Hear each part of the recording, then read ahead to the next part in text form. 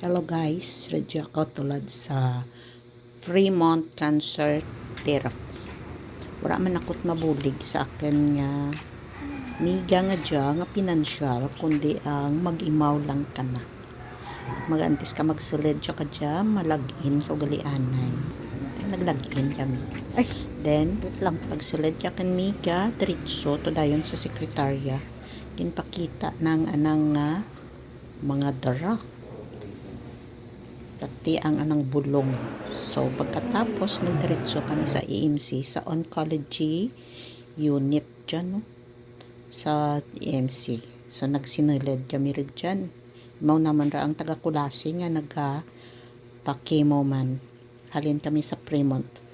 Then, pagsulid, wala pa itawo. Bago lang nag-abot si ma'am. Kagin, plastar sanda rin kadya ka mga classmate na meridto rin ka ina nga nauna rin na classmate na dengan dito kami kaina sa Fremont pero una tanda magwa so rin tanda kag nang hilang ko anay dyan sa silid pwede ka makasilid mong dyan sa andang surudlan so dyan si Miga ko nag-inom ra tapos na radyan ka pamahawag yung daraan ko ka ng igma. So, to ang darwa to taga Simirara kag taga may bato. Pagka alas 12, tapos rin ang anang papilis gin paputokapi ko sa third floor. Kaso, hay wara it hay lunch break, wara to itawo. So, nanaog ako kag mag-agto pagid sa ginatawag nga National Bookstore to sa may Robinson. Di hay rapit lang man ang Robinson. So there, lunch break wala tawo sa photocopier nagda. Diyan, diretso ito anay sa ginatawag nga Robinson. Mura ginugla ko ay para nga makahingagaw ako sa may billing section. So, namangkot ko kung sa diin may pwede ka photocopy dyan sa Robinson. Pagkatapos matapos ko nga mapotocopy ang anang papel ng akin amiga nagbalik ako sa ginatawag nga EMC akon sa ospital o diba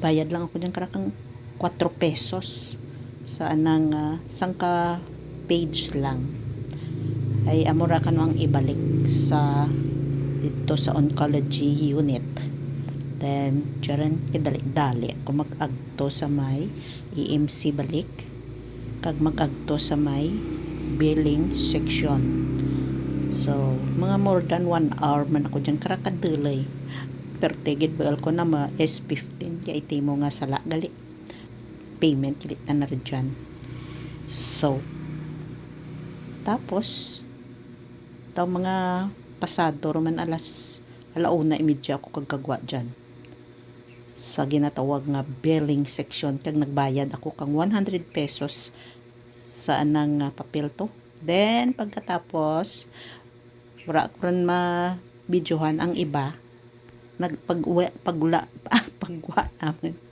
naghapit kami dyan sa may Robinson so si Miga ko rin namurang nagpakemo saka kami to sa may Watson hay mabakal ka anang bulong nga dararan pero nakapamahaw rin kami karian sa ginatawag nga TEDS na matsoy gid kami pagkatapos nakakain man kaina kang pansit molo kag sandwich so medyo busogoro te ko na mamahaw gid kami sa may TEDS antes maghalin so diyan kami sa rapit ka Watson pero pag abot naman dyan wara it bulong so ginpapungko ko to sa may terminal kag mag-agto sa may Mercury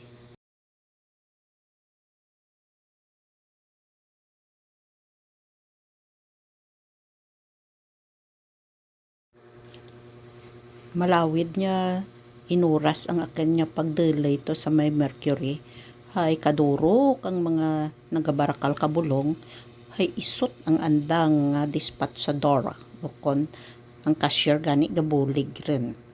Kundi nahapunan kami uli. Pero mayad lang man, hay pag uli naman, pag abot naman sa daong, nga halin sa San Jose, may sarakyan nga naglabay nga taga-aman. Warait mga tricycle. Pero nakasakay kami dayon sa andang nga private car. And that's the end of our story for the day.